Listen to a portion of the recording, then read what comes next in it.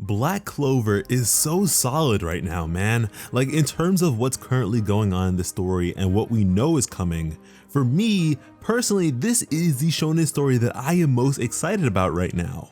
But with that being said, sometimes these chapters are just so short that it hurts.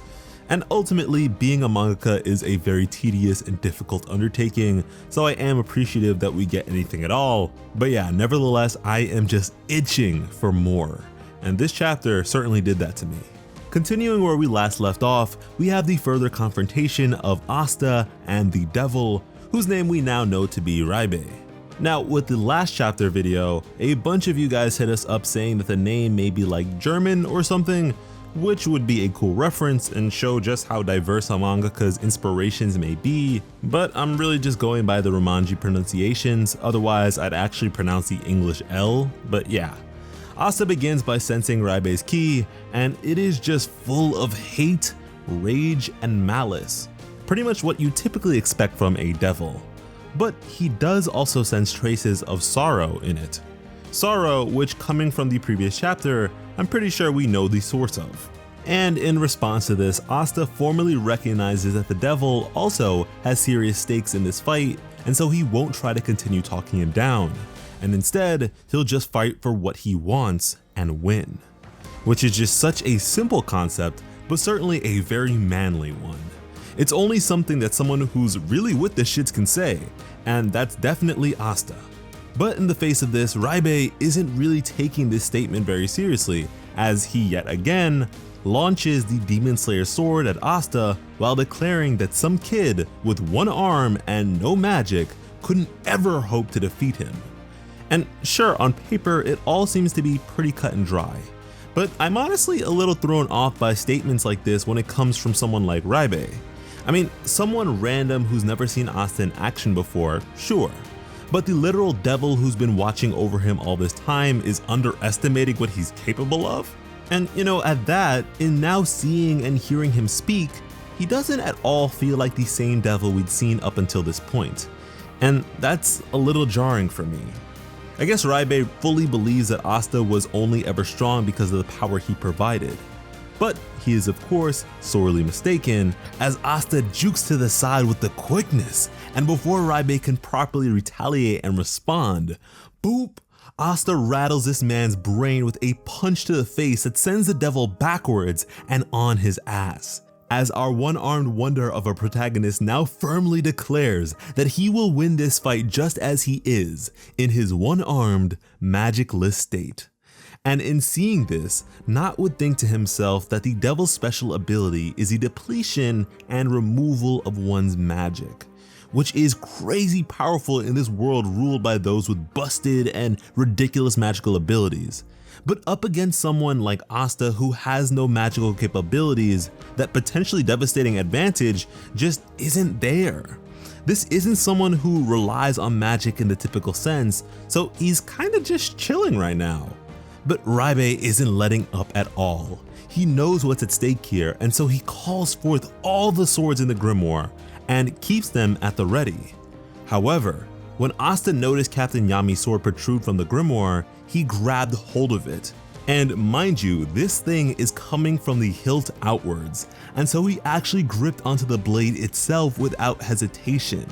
This man Asta is just too real, I swear it. And although he does manage to get it, Liebe isn't pressed in the slightest, as without his power behind it, the blade should in theory be pretty useless, just a heavy dull blade that won't do him any good. But Asta fights on with it, evading, blocking, and redirecting with his physical prowess alone. And boy oh boy does Liebe like to taunt and talk crazy, because he just keeps on going, saying that regardless of Asta's extreme physicality, there is nothing tricky or special about him that would give him a leg up in this fight. He's just a guy with a less than optimal sword, as the Demon Slayer blade begins to crush down on him. And you know, let's say that blade here were to cleave into him. How would you then take over his body if he's chopped up like some butchered meat? I'm not sure, but I guess it's fine since Liebe seems pretty confident. But as he's continuing on with this banter, he thinks back to his time in the 5-leaf grimoire. That after being sealed within it, all he could do was float around in the void cursing all devils, just having his hatred fester continuously for years and years.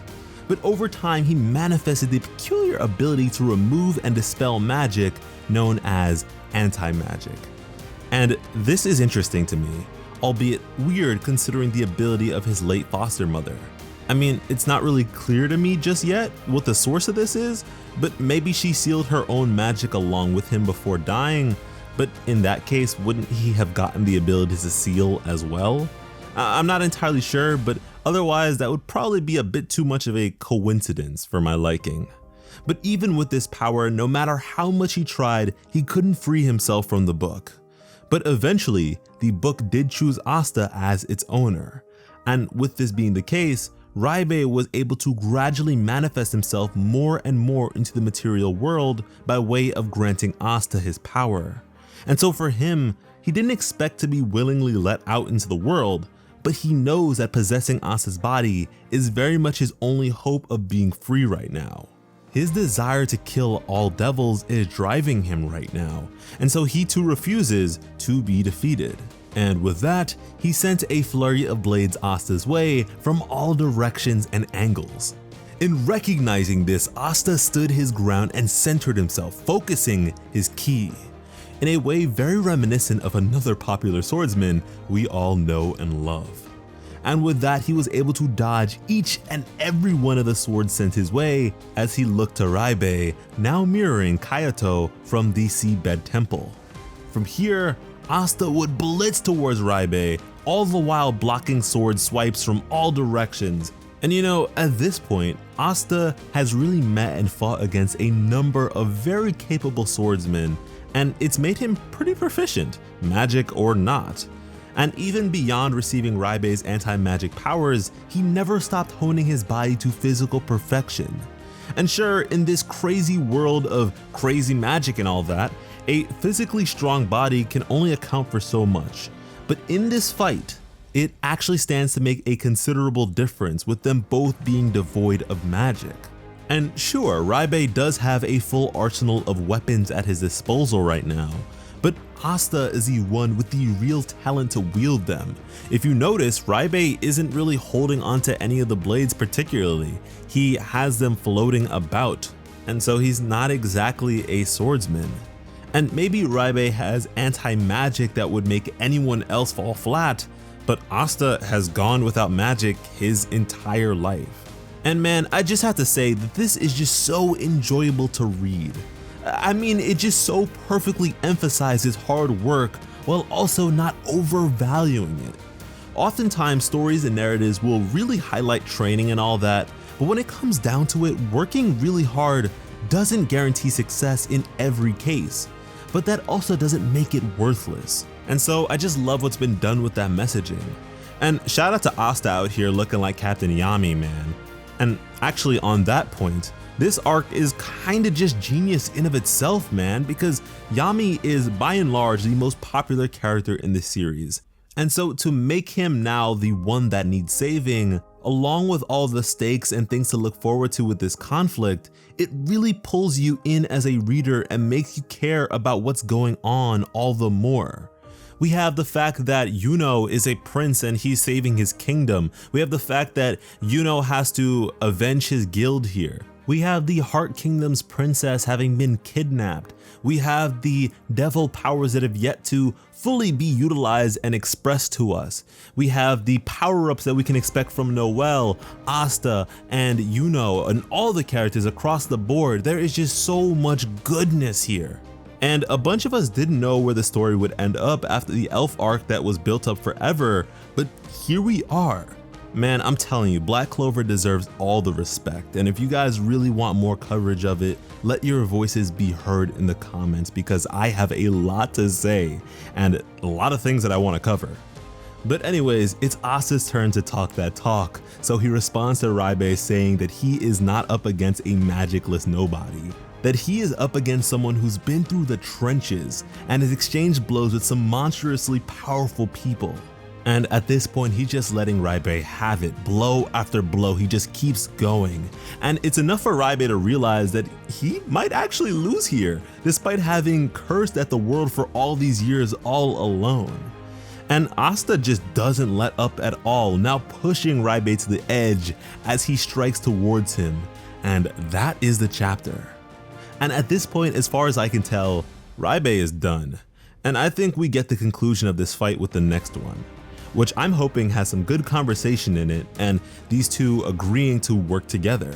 It is a great time to be a fan of Black Clover, and I think we are really going to close out this year and enter the next one with a bang for sure. If you know anyone still sleeping on this greatness, you better wake them up and shake them up. But that's all I have for you guys with this one. If you enjoyed and want to be here for more, go ahead and subscribe to the channel. We make new anime and manga videos almost daily, and if you'd like to support what we do over here even more, you can go ahead and check us out over on Patreon, where you'll have the chance to unlock a bunch of benefits including manga leak discussions, thumbnail art we make ourselves, color page commissions, and more. And you already know that when it comes to bring you some of the best Black Clover content on the platform, Plot Armor has you covered. As always, I am Slice of Otaku. Thank you all so much for watching and have an awesome day. I love you.